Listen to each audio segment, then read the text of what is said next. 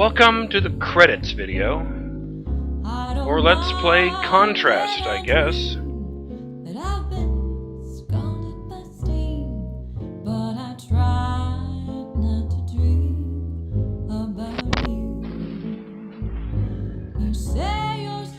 Unless this is really short, in which case I can just throw it on to the last 3 minutes, I guess. Wish I could fall for someone new. Wouldn't mind if I dreamed that I drowned in a stream. So that was interesting. Not to dream about you. When I met you, I must have been out of my mind. Everybody said he'll do you wrong. Let's put that down there. I wonder why the cursor is so big.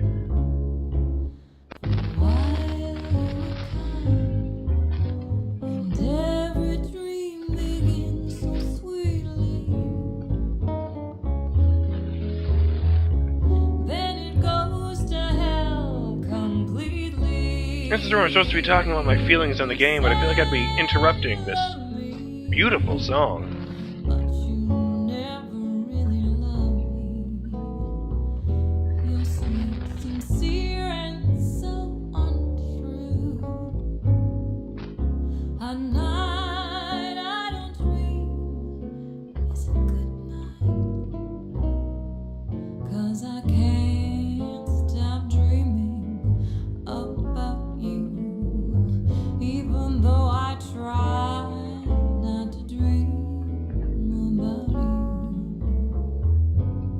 These are weird credit listings.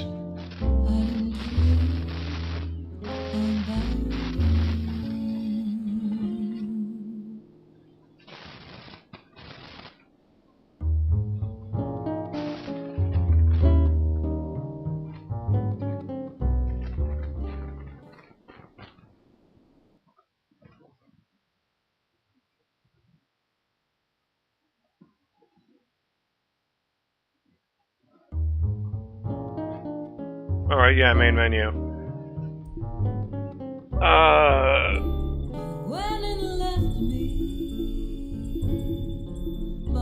We'll always have Paris.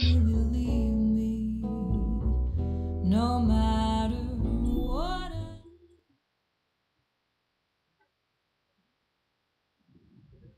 Well, with that done,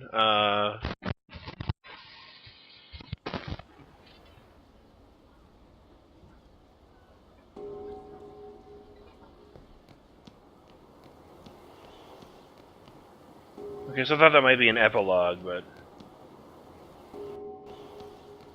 Ooh. Calm down, frame rate.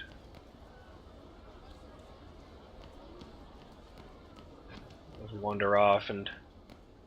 Okay. So...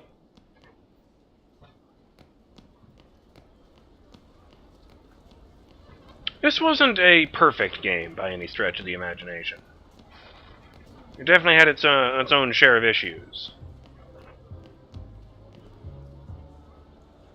Are the roads closed off? How did I get here? It wasn't just through the backstage, was it? So I need to do some wandering.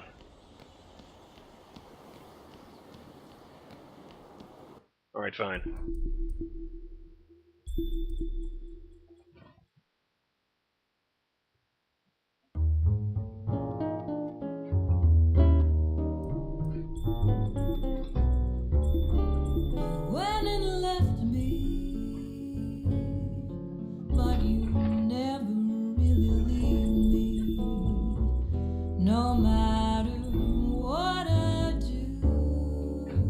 I'm trying to get to the street in front of the fucking bar. Maybe if I go here. Okay, this was a very interesting game. I really love the aesthetic in this game. The way it just,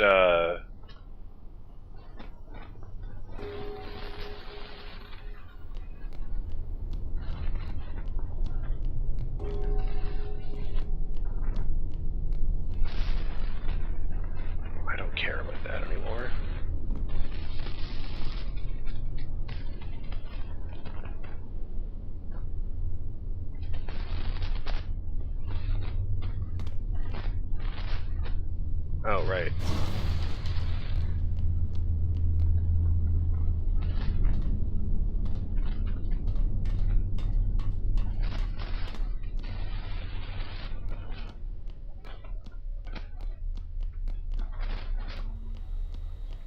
I love this aesthetic, this sort of smoky 1920s atmosphere.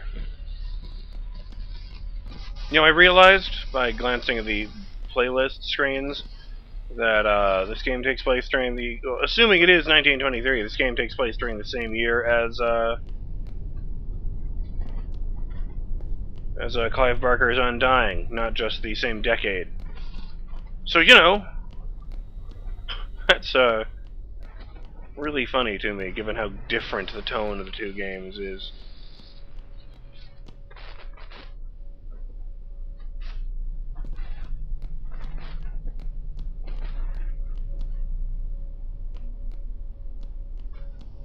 Ooh.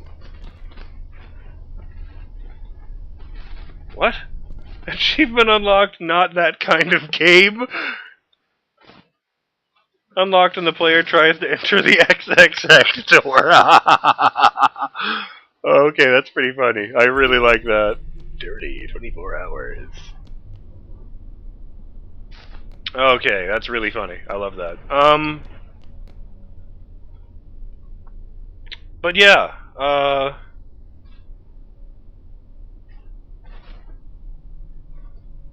the puzzle solving had its issues. You know, we all saw that. Some of the mechanics were a little bit fiddly, particularly the dash when you were in the shadows. A lot of the times it just felt like I would use the dash and choose to go off of the wall at an angle for no reason, just throwing me out of the puzzle. And that was always really frustrating because I never figured out a way to compensate for that. Either it happened or it didn't. I really did like the central mechanic. That was really creative, going, you know, from 3D, going from 3D gaming to 2D gaming at the press of a button. I have seen that kind of thing before, but very rarely, and it was done pretty smoothly here. Not to mention that they got really clever with, you know, the objects that were creating the shadows at some points. Like I think one of the best examples of that is like the first level where there's a bike leaning against the light, and so you can ride across the giant wheels as they're spinning, or jump, or you know, platform across from the pedals. I did really like the story. You know, it doesn't always have to be tales of, you know, epic intrigue and danger and saving the human race from extinction. There's something to be said about a really personal story about the troublesome family life of a an innocent little girl.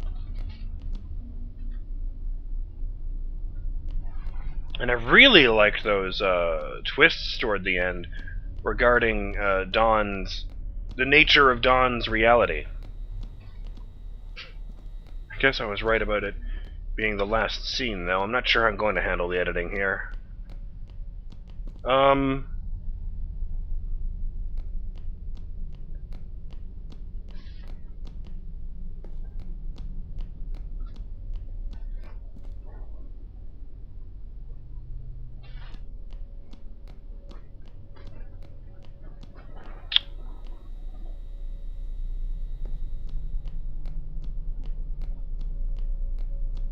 think what else to say.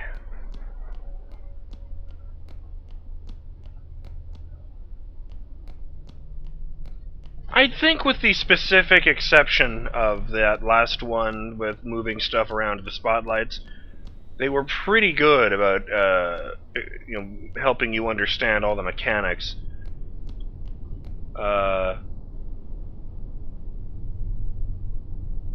But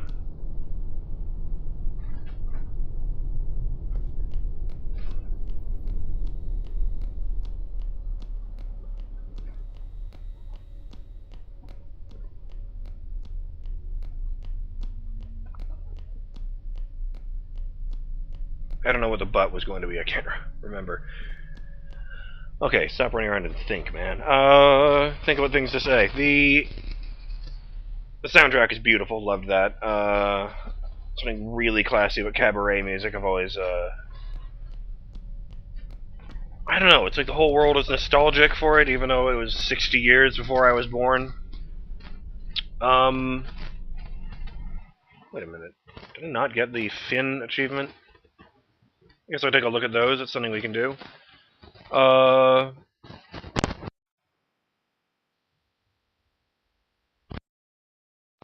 yeah, there it is.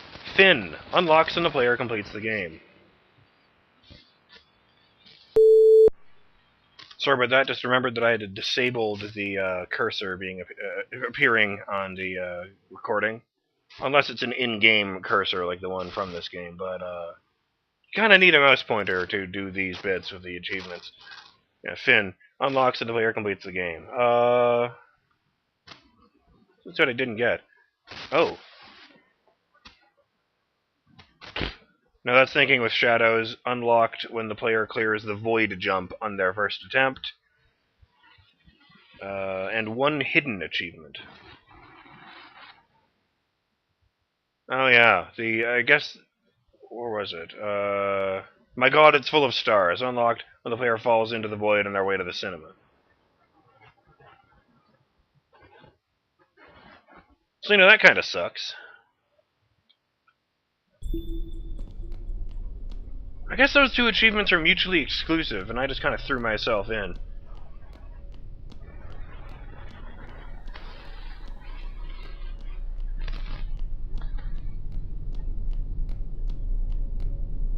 That bit over there.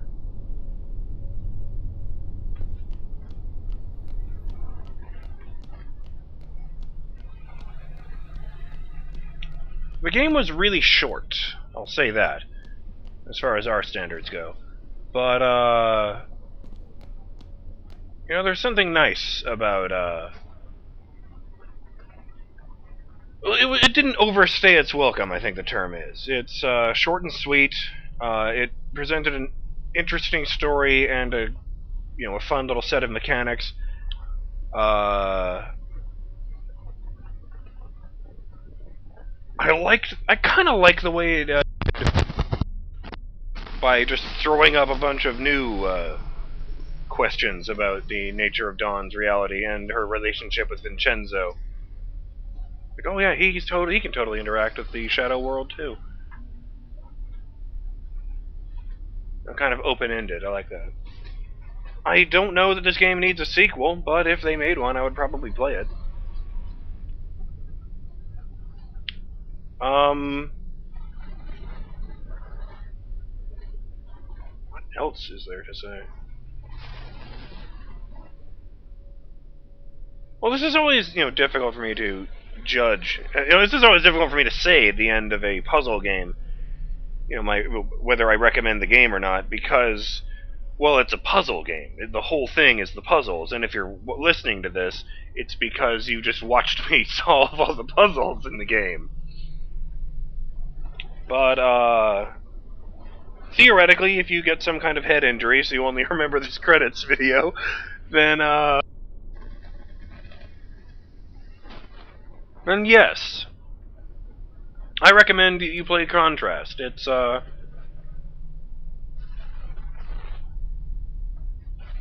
short, it's sweet, it has likable characters, fun mechanics, and it's really rewarding when you solve a puzzle. Plus, I only need, for a puzzle game, I only needed to glance at a walkthrough once, and that basically said, yeah, you were on the right track. Keep going with that. So, that's interesting.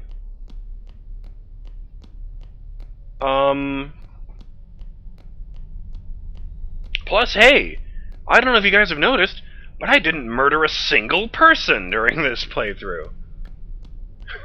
Which is really a nice change of pace after Quake 2. Now, the game I've got lined up to go next is, once again, fairly violent. But I still think it's going to be rather different in tone from Quake 2. That's assuming it works. I haven't actually run it yet.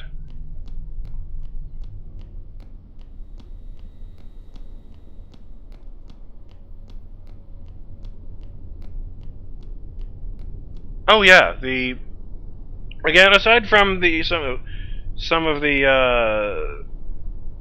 aside from the bits of the game that are a bit fiddly, I'd say the only real hard negative I have with this game is that the save system sucks. It only, just the fact that it only creates checkpoints when you solve puzzle areas is kind of bullshit. Because life happens. You could have to suddenly get up and leave in the middle of the pirate ship area, and then you'd have to do the whole pirate ship area again. I mean, it really sucks for me because I was playing on a timer, and thus I had to stop at the end of a session. But, people have real lives. They've got stuff to do. It could happen to you too.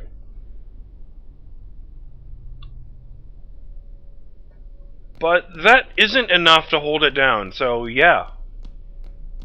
This game definitely meets with my seal of approval. I really like what these developers did with this game, and maybe somewhere down the road I'll check out We Happy Few, the game that Compulsion Games made after this. Well, all that being said,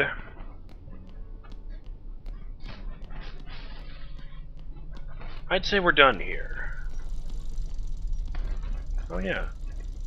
It's still there. That's really funny.